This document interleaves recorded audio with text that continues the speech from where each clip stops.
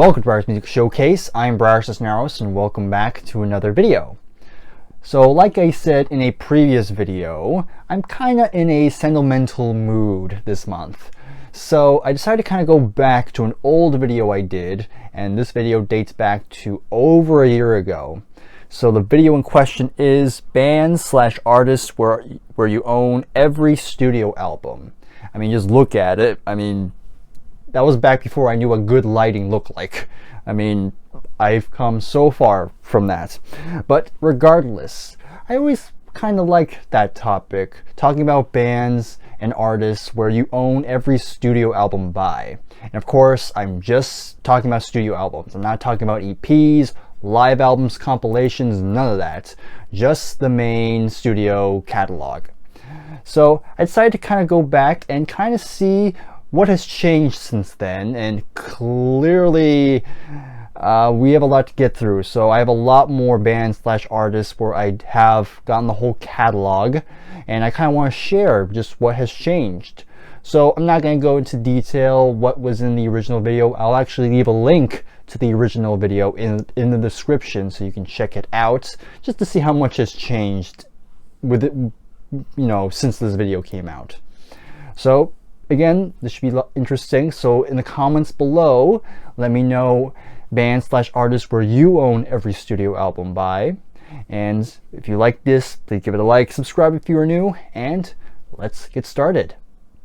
Just like what I did in the original video, I'm also including those musical acts that only released one album. Because, if they released one album, it's pretty easy to get the catalog. So I'm going to go through these pretty quickly. I'm not going to give my in-depth thoughts on these. I'm just going to show them. So here we go. So first up, we have the only album by this band, and that is Anderson, Bruford, Wakeman, Howe. Of course, basically some of the members of Yes got together, decided to release this album. They couldn't use the Yes name because that was already used. So they kind of made up this name, which just used the last names of the members. So there you have it. Pretty good album. We have Lindsey Buckingham and Christine McVie. I'm including it. Kind of surprised I didn't include it in the original video, even though I could have put it in, but I decided not to for some reason. But might as well make up for it. So here it is. Of course, rest in peace, Christine McVie. So this is pretty much the closest you'll get to a Fleetwood Mac reunion, because we all know there's Lindsey and Christine on here, but you also have Mick Fleetwood and John McVie. The only one missing is Stevie Nicks. So, would have been cool, but solid stuff, I must say. Alright, I've shown this before, and I always gotta censor it, but of course we have the only album by Blind Faith. Of course, Eric Clapton, Ginger Baker, Steve Winwood, Rick Gretsch. Pretty good stuff, very bluesy. And speaking of blues rock, and also speaking of Eric Clapton, of course we have Derek and the Dominoes. Classic stuff as well. Then we have Envy of None with their first album. Of course we have Alex Lifeson of Rush. This is one of the projects he did after Neil's passing. And I think this is pretty good. I kind of like this quite a bit. And I know they released an EP as well, but I'm not including EPs, so this is the only album they have. Alright, then we have Flaming Youth, Arc 2, of course best known as the band where Phil Collins got his start. I mean, he was in bands before, but this is like the first band where they actually recorded an album. So interesting stuff. Here's a classic. We have Nevermind the Bollocks, Here Comes the Sex Pistols by the Sex Pistols. Of course, a landmark in the punk movements in the mid to late 70s. And then the last of my one and dones, we have Superfruits. Of course, if you don't know Superfruits, maybe you might know the band Pentatonics. Hopefully I said that right. But of course, they're an a cappella group, and these are two of the members. They actually recorded an album together. And I always gotta mention this, but the cover is actually Scratch and Sniff. You just kind of scratch it and you kind of sniff it. It still has its fruity scent. And I've had this since 2017, I believe. So yeah, pretty interesting stuff. So now here are some bands that only released 2 albums. So again, we'll make this quick. So we have Fine Young Cannibals. So they only released 2 albums. So we have their debut, and then you have the Raw and the Cooked. Thank you very much for Tom from Tom's Hit Parade who sent me this one. Big surprise. I was kind of surprised because again, you have a band called Fine Young Cannibals, and then this album is called The Raw and the Cooked. You cannot tell me it sounds like a punk band, but very, very much not. Kind of more 80s, kind of harkening back to Motown almost. Some very fine stuff. Definitely, this is probably my favorite of the 2, but the debut has some solid stuff too, so very nice. And of course, I've shown it before in the original video, but of course we have Joy Division with their only 2 albums, with Unknown Pleasures and Closer. I mean, I've talked about Joy Division quite a bit on this channel, and you know I'm a huge fan, and so always nice to have both these albums. I think they're both really great. I do prefer Unknown Pleasures, but it's by a hair. There's really not much that separates these 2 to me. So awesome stuff, some classics from the post-punk movement. Now we move on to those acts who released 3 albums. Again, not a whole lot, and again, I'll go through this quick. But first up, we have Nick Drake. Now he released 3 studio albums. Here's his debut. We have 5 Leaves Left. Some fine stuff, kind of a bit of folky, a bit some. I think there's some strings on here as well. So it's not a full-on folk album, but definitely an interesting listen. And then we have his second album, which is my personal favorite. We have Brighter Later. A lot more instrumentation on here. A little bit of folk, a little bit of jazz almost as well. Great stuff, and very interesting lyricist too. And then we have his final album. We have Pink Moon, which to many people say it's his finest. It's probably my second favorite. This one is just pure on acoustic music. Not really much to them. I think the first song, the title track, has some piano, but other than that, it's just Nick on guitar and nothing else. Very bare bones, but I think that's where the lyrics really shine, because I know he was going through a lot of depression by this point, and of course he passed away quite young. So very solid trio of albums here. So if you have not listened to Nick Drake, I recommend them. And then we have the Jimi Hendrix Experience. Of course, we have the trio. We have Are You Experienced? Of course, this is the American version. Then we have Axe's Bold as Love. Then, of course, my favorite, Electric Ladyland. Now, I know, again, there's a lot of posthumous stuff that came out after his death, but again, I'm not including those either, because you know, these are like the main 3 that people usually point to. So that's what I'm counting. And the last kind of, I guess this is a solo artist. We have Tom Petty. Now I'm not including Tom Petty and the Heartbreakers because I know I don't have all the albums of that. But I decided to include Tom Petty solo because he only released 3 studio albums as a solo artist. So we have, of course, we have Full Moon Fever. Probably my favorite of the 2. Of course, it has the big hits Free Falling, I Won't Back Down, and Love Is a Long Road, which actually recently got a resurgence because it was used in the Grand Theft Auto 6 trailer. So that's kind of cool, because I heard that the next GTA game is going to take place in Florida, and I believe Tom was from Florida. So kind of nice they kind of pay him tribute. So overall, good stuff here. Then we have Wildflower right here. Pretty good album, probably my least favorite, but still pretty good. And then we have his last solo album, that is Highway Companion. I know Adam from What the Gym's a big fan of this album. We actually reviewed it on his channel. I'll probably leave a link to that video in the description. Really good discussion. I know Jason, the old millennial, was on that too. So yeah, really great trio there. Okay, we're skipping the acts that released 4 albums because I actually don't have those. But I do have acts that only released 5 albums. So only 2 that I own. So I've shown this in the original video, but we have The Police. So of course we have Outlandos de Amor, Regalo de Blanc. Then we have Zenyatta Mondata. Then we have Ghost in the Machine. And of course, finally, we have Synchronicity. I actually did a video where I ranked all 5 of these albums. I'll leave a link to that in the description if you want to check that out. But I will say, it has changed a little bit since then, but I won't say right now. Maybe one day I'll do an update ranking video, but overall, very great catalog. And next up, I'll talk about Simon and Garfunkel with their 5 albums. Of course, we have their debut, Wednesday Morning, 3 a.m. Then we have Sounds of Silence, Parsley, Sage, Rosemary, and Thyme. Then we have Bookends, and then they really closed out with a bang with Bridge Over Troubled Water.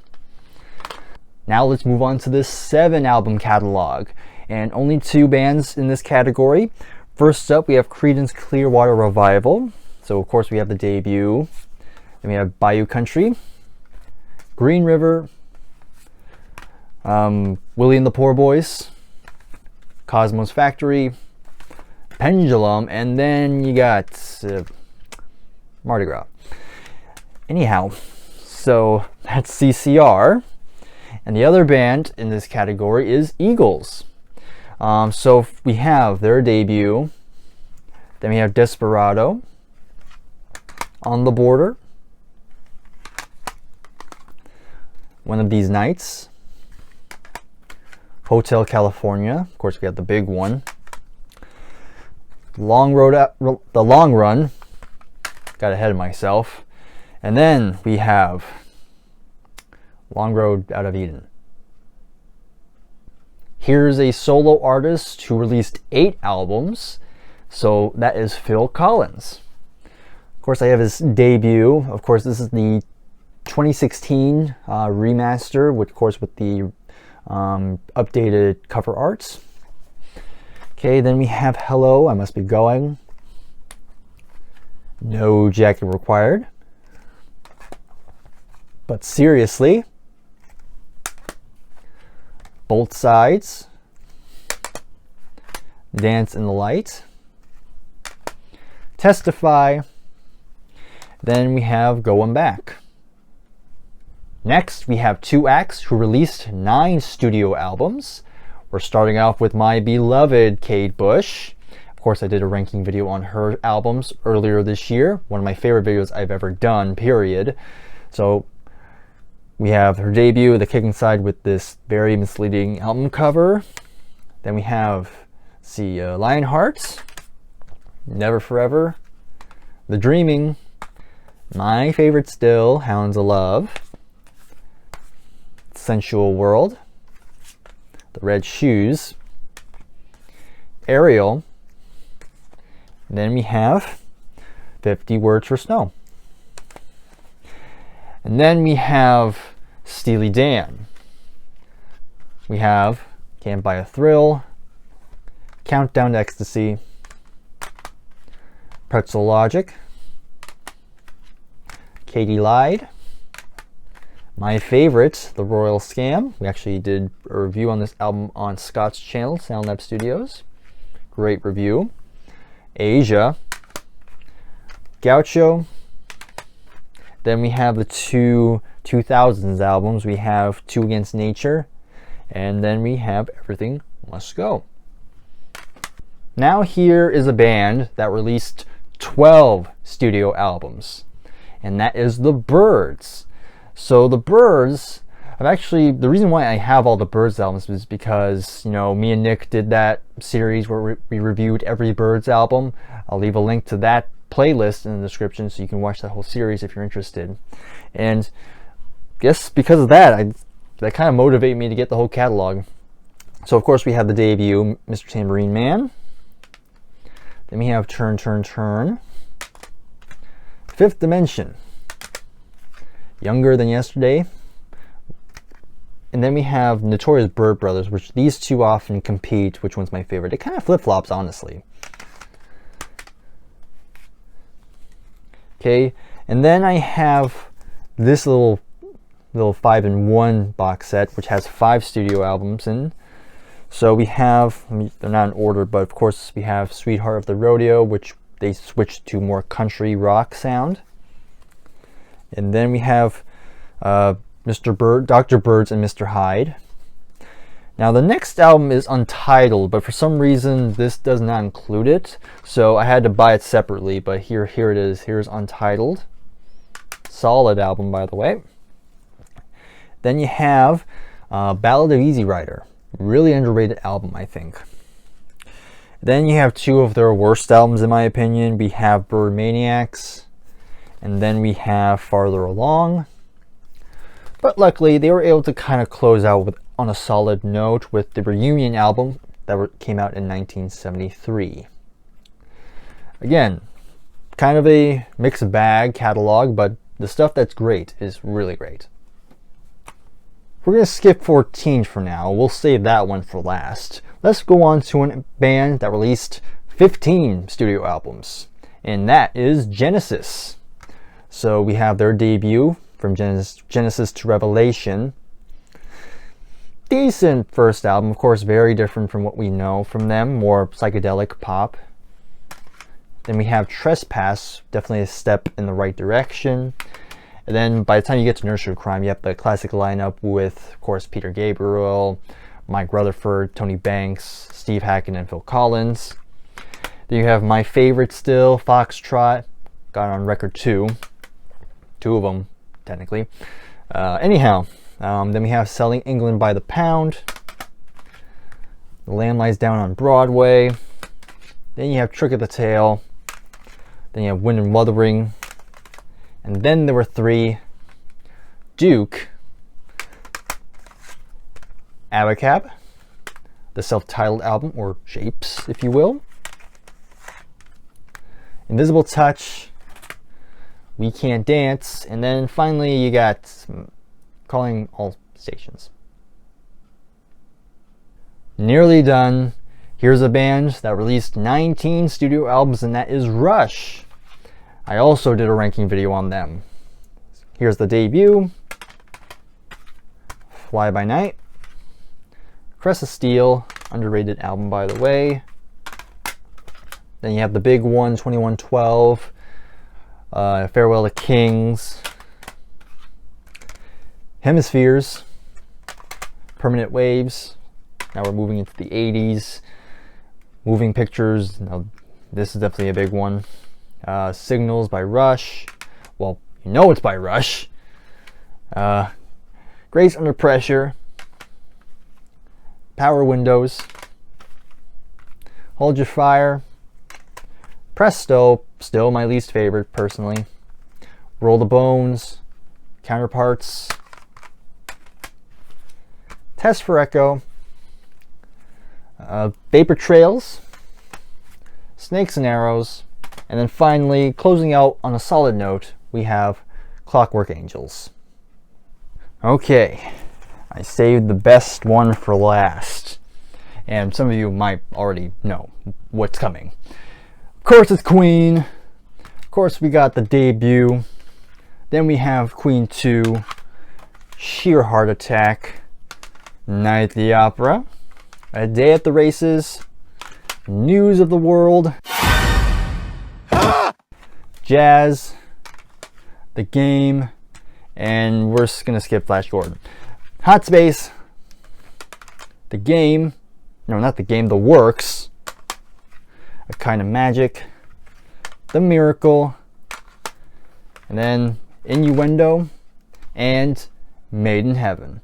I actually did an updated ranking video on Nick's channel, Towns909. A lot of videos that will be in the description, by the way. But regardless, there you have it. Those are all the bands and solo artists where I own every single studio album by. So I know, definitely nice to look back, just see how much the collection is still growing. So in the comments below, again, let me know your thoughts on any of these catalogs, and if you want to share any, bands or artists where you own every studio album by, let me know some of your favorites. Always looking forward to looking at the comments as always. So other than that, please give the video a like, subscribe if you're new. please like it, because this took a lot of time to get all this together. But regardless, thank you, and I'll see you in the next video. Take care, and goodbye for now.